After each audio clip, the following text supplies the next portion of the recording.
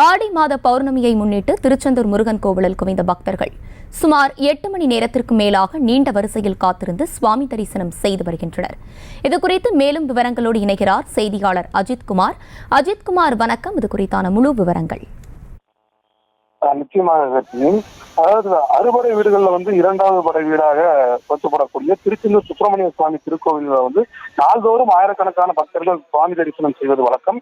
குறிப்பா திருவிழா காலங்களை தவிர்த்து நாள்தோறும் பக்தர்கள் தரிசனம் செய்வார்கள். இந்த நிலையில திருச்செந்தூர் கோவிலில் நடைபெறக்கூடிய கந்தசஷ்டி திருவிழா, மாசி திருவிழா உள்ளிட்ட திருவிழாக்கள் தான் பக்தர்கள் கோவிலில் தங்கியிருந்து வழிபாடு நடத்துவது வழக்கமாக கொண்டிருந்தனர்.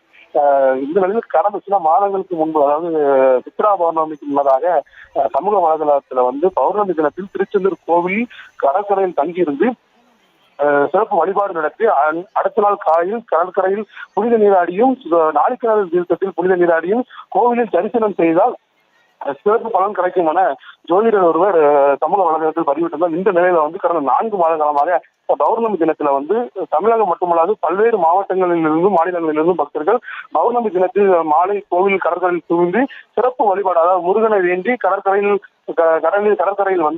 6 விளக்குகள் ஏற்றி வழிபாடு நடத்தி அடுத்த நாள் கோவிலில் சிறப்பு தரிசனம் மேற்கொண்டு வருகிறார். இந்த நிலையில நேற்று பௌர்ணமி தினத்தை முடித்து இன்று அதிகாலையில் இருந்தே பக்தர்கள் கடலில் புனித நீராடி நீண்ட வரிசையில் காத்திருந்த சுமார் லட்சக்கணக்கான பக்தர்கள் கந்தசஷ்டி திருவிழாவிற்கு அடுத்தபடியாக பௌர்ணமி தினத்துல திருச்செந்தூர் கடற்கரை முழுவதுமே பக்தர்களின் தலையாக நிரம்பி வருகிறது. தூத்துக்குடி மாவட்ட காவல் கண்காணிப்பாளர் பாலாஜி சரவணன் தலைமையில் சுமார் 209 போலீசார் பாதுகாப்பு பணியில் ஈடுபட்டு வருகின்றனர்.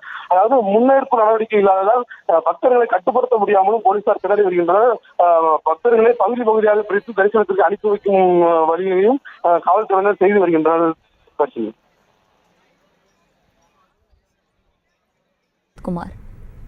விவரங்களை வழங்கியமைக்கு நன்றி அஜித்குமார். செய்திகளை உடனுக்குடனும் துல்லியமாகவும் தெரிந்து கொள்ள சப்ஸ்கிரைப் பண்ணுங்க.